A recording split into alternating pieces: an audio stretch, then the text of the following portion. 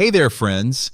The atmosphere behind the scenes is pretty tense, and we have some important updates to share with you. As we kick off 2025, the Atlanta Falcons are making headlines in the NFL, and I can't help but count down the hours until their next game against the Carolina Panthers.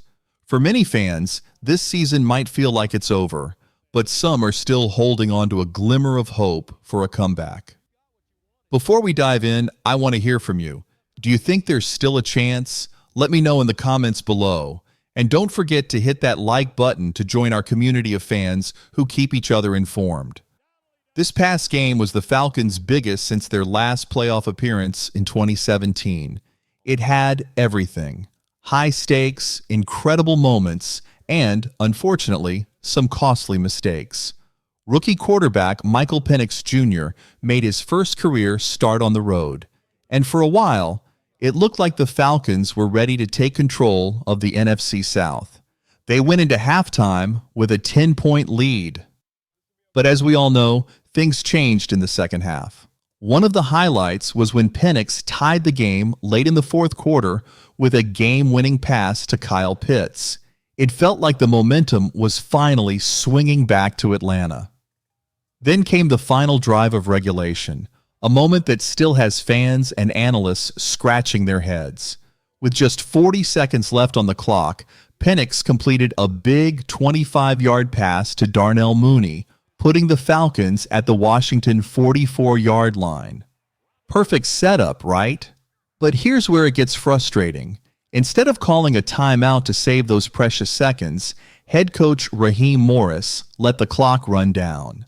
16 long seconds ticked away before the Falcons snapped the ball again. The result? A 56-yard field goal attempt by Riley Patterson that missed as time expired. It was a crushing moment for a team and a fan base desperate to end a 7-year playoff drought. When asked about the decision not to use a timeout, Morris took responsibility, but his explanation didn't exactly inspire confidence. "Would I want it back?" he said. Clearly, things didn't go as planned. On Monday, Morris explained that his goal was to save timeouts so they could use the entire field for a potential next drive, making it easier to set up a field goal. But as he admitted, it just didn't work out that way. While it sounds simple, managing the clock is a crucial part of coaching that can't be overlooked. In this case, it may have cost the Falcons their season. However, despite the mistakes, Michael Penix Jr. showed us why there's hope for the future. The rookie completed 19 of 35 passes for 223 yards with 1 touchdown and 1 interception. Sure, he was outperformed by Washington's rookie QB, Jaden Daniels, who had an impressive game with 227 passing yards, 127 rushing yards, and 3 touchdowns. But Penix's resilience and ability to step up in tough moments give fans plenty of reasons to feel optimistic moving forward. Now here's where things get even tougher. If Atlanta had held on for the win, all they would have needed to do was beat the Panthers at home in Week 18 to clinch the division.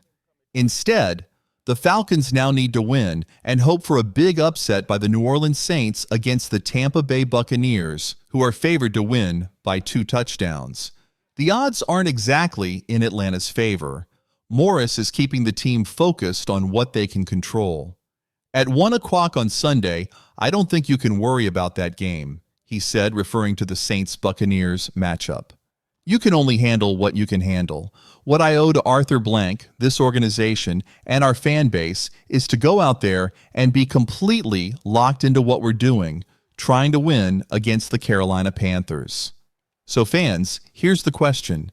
Do you think Raheem Morris made the right call by trying to save those timeouts, or was this a mistake that could define his time as head coach? And looking at the bigger picture, do you believe this team has what it takes to turn things around in 2025? Share your thoughts in the comments below. Now let's talk about a name that Falcons fans are hearing more and more: Robinson. As his second season unfolds, Robinson has firmly established himself as one of the NFL's elite running backs. The Falcons have been searching for consistency, and a spark on offense, and Robinson has been nothing short of a game changer. When the coaching staff brought him on, they hoped he could be Atlanta's version of Christian McCaffrey, a versatile, do-it-all back who could carry the team. Now, it's clear that Robinson has not only met those expectations, but has exceeded them. Let's break it down. This season, Robinson has been the cornerstone of the Falcons' offense, especially as the quarterback position faced some ups and downs. Taken with the 8th overall pick in the 2023 NFL Draft, Robinson has shown why he was worth that high selection. His stats are impressive. 276 carries for 1,286 yards and 12 rushing touchdowns, plus 59 catches for 428 yards and another score. That's over 1,700 scrimmage yards, a feat matched only by stars like Saquon Barkley and Derrick Henry. This season, he also tied a Falcons record with 4 games of multiple rushing touchdowns, joining legends like Michael Turner and Gerald Riggs. Last week's game against the Commanders was a perfect example of what makes Robinson so special. He not only scored 2 rushing touchdowns, but also showcased his versatility by running the Wildcat formation. Sure, there was a hiccup when the snap sailed past him, leading to a 21-yard loss, but Robinson's hustle to recover the ball and the team's eventual touchdown on that drive highlighted his resilience and determination. "This is not just about me, it's about the offensive line," Robinson said humbly. "Without them, it would have never happened." The Falcons' run game has been on fire lately, posting at least 115 rushing yards in 5 consecutive games. Robinson's ability to break tackles and gain yards after contact has been crucial. According to advanced stats, he's gained 688 yards after contact this season and forced 19 missed tackles. That kind of production is a nightmare for defenders, which is why he's become one of the most feared running backs in the league.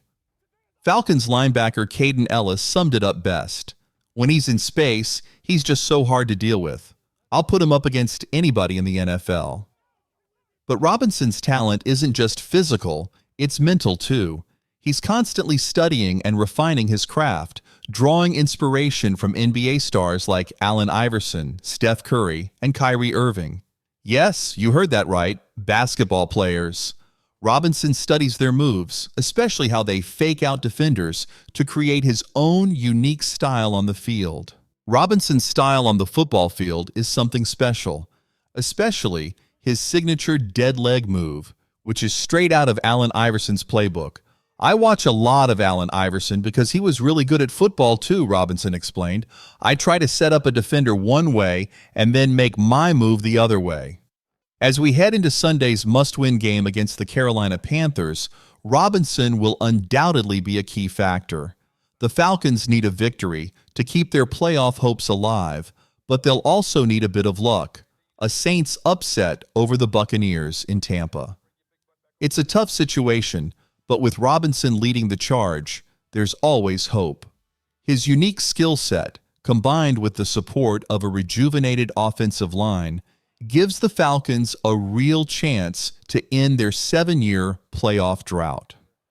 So, Falcons fans, what do you think? Has Robinson already established himself as one of the best running backs in the league, or do you believe his potential is even higher? Can his contributions help carry the Falcons to a playoff spot this season? Let me know your thoughts in the comments below. Before you go, don't forget to hit that like button, subscribe to the channel, and share this video with your fellow Falcons fans. Let's keep the conversation going as we gear up for what could be a pivotal moment in the Falcons season. Go Falcons!